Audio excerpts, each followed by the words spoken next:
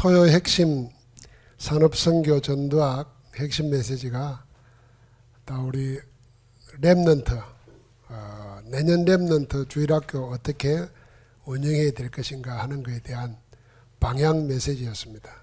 우리 중직자들과 교회가 다 알고 여기에 방향을 맞추고 또 우리 자신들이 미션을 가지고 응답을 받아야 되겠습니다. 렘넌트에게 주어져 있는 기회는 세 가지가 동시에 일어나는 겁니다. 처음이고 마지막입니다. 그렇기 때문에 영원한 겁니다. 우리가 렘넌트 만났을 때 얘는 처음이지만은 마지막 기회고 이때 안 되어지면은 영원히 놓치는 겁니다. 만약에 우리가 렘넌트 시절에 언약이 확실하게 뿌리 내리면은 그건 영원히 간다고 볼 수 있습니다. 물론 제일 위기처럼 보일 때가 언제냐면은 고등학교 졸업하고 대학 들어갈 때죠.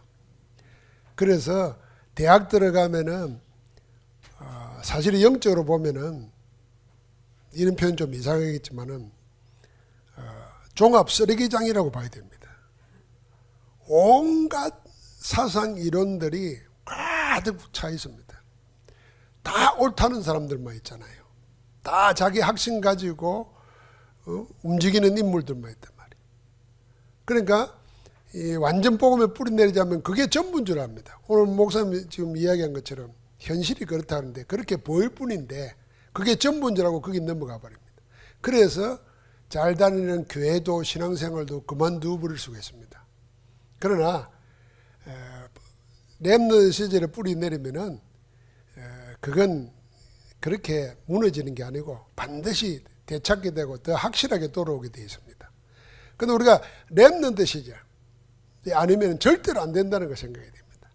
그래서 우리 렘넌트 시절에 다른 건 몰라도 세 가지는 반드시 우리가 전달하고 심어야 됩니다. 이게 지금 못하고 있는 겁니다. 그 첫 번째가 뭐냐면은 완전 복음입니다. 완전 복음이라 그럴 때 복음이 완전한 것입니다. 그렇지 않습니까? 그러면 또 완전 복음이라는 말 속에 담겨 있는 뜻이 뭐냐면은 복음을 완전하게 뿌리내도록 해줘야 된다고 말이에요. 퍼펙트한 게 복음이라면은 그 삶의 토탈이 되도록 만들어야 되는 거예요. 완전 복음 되도록. 두 번째는 다른 어떤 것보다도 우리 렘넌트들이 기도가 체질되고 누려질 수 있도록 해야 됩니다. 사실은 이 두 가지면 다 되는 겁니다. 인생의 최고의 무기 자산은 뭐냐? 보고 말고 기도할 수 있다면 다 되는 겁니다. 그럼 하나님은 살아계시고 하나님은 역사하게 되어 있습니다. 거기에 내 수준, 형편, 처지, 신분 아무 관계 없는 겁니다. 하나님은 일부러라도 노예로 만들어가지고 하나님 역사를 보였는데 일부러 도망자 만들어가지고 하나님 역사를 보였는데 우리가 우리 신분이 어떻고 가정 형편이 어떻고 이거는 복음 모르는 겁니다. 사실은 내 약할 때 더 강함이 드러나는 게 복음인데 그래서 완전 복음 되게 해야 돼요. 언제? 렘넌트 시절에 그걸 누리도록 만들어줘요. 그게 기도입니다. 그러면 이 두 가지 가지고 결국은 뭐 하게 되면 달란트 찾게 만들어줘야 됩니다. 이 두 가지 속에서 나오는 달란트. 세상 살아가야 되지 않습니까? 현실을 살아가야 되는데 현실에 도전할 수 있는 힘이 있어야 되는데 그게 달란트라. 어디에서 나야 되냐? 복음과 기도 속에서 나오더라. 우리가 우리 자녀들에게 우리 렘넌트 맡기는 렘넌트에게 우리가 교회로서 하나님의 자녀로서 중직자로서 온 힘을 모아가지고 이거 세계 전달해야 되는 거예요. 자, 그러기 위해서 우리가 해야 될 사명 세 가지. 어제 핵심 전도학 메시지에 나왔죠. 지금 우리가 주일 학교 그렇습니다. 썬데이 스쿨이라 그러지 않습니까? 그 다음에 토요 학교. 세 번째가 매일 학교입니다. 우리가 다 기도하고 응답 받아야 될 내용인데요. 주일은 우리가 와서 예배합니다.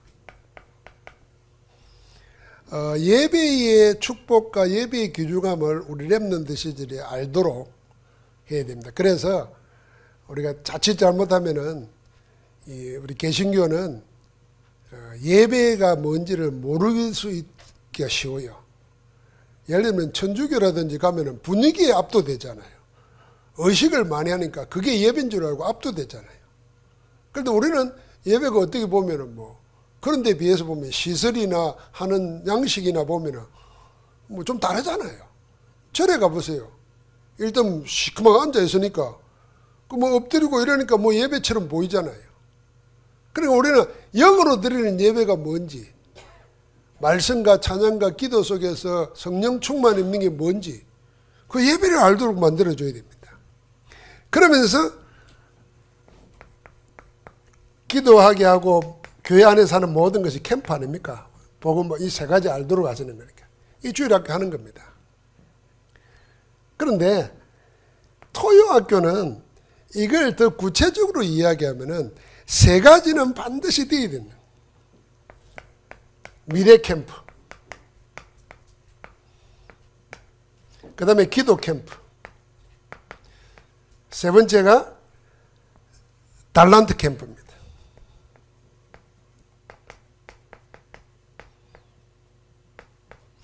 이 내용이 사실은 뿌리 내리고 체질되도록 하는 것은 주일날 잠깐 모여서 하는 걸 할 수 없잖아요.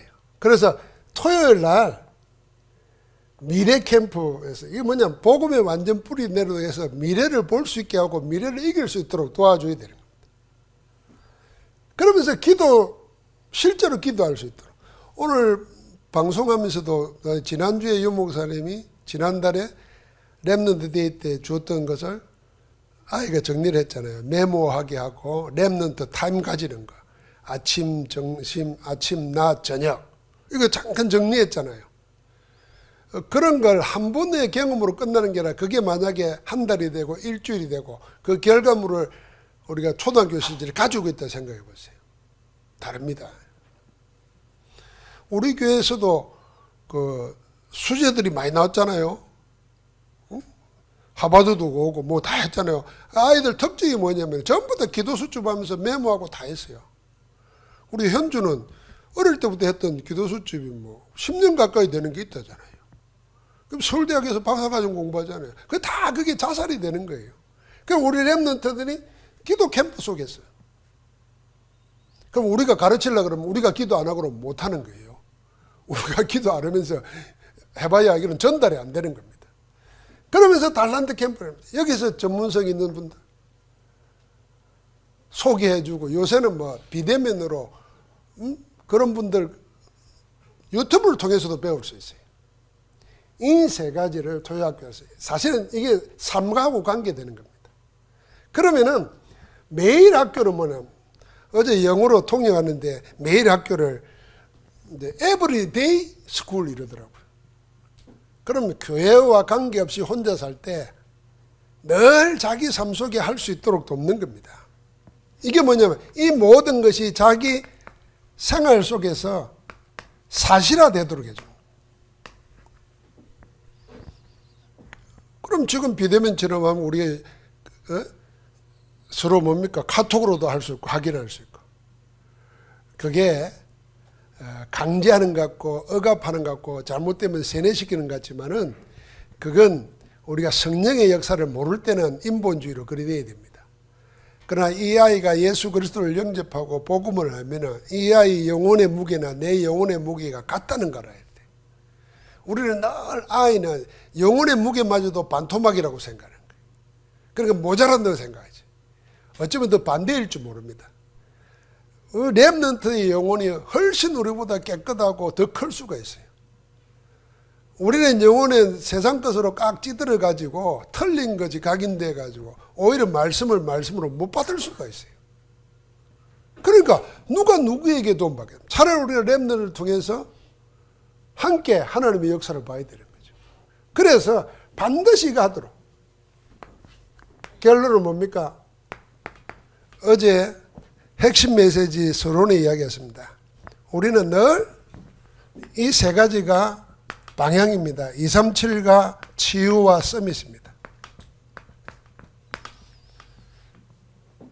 이걸 시스템으로 만들어야 되는 겁니다. 여기에 우리 각 기관이나 교회가 다 들어가는 겁니다. 237 치유 서밋.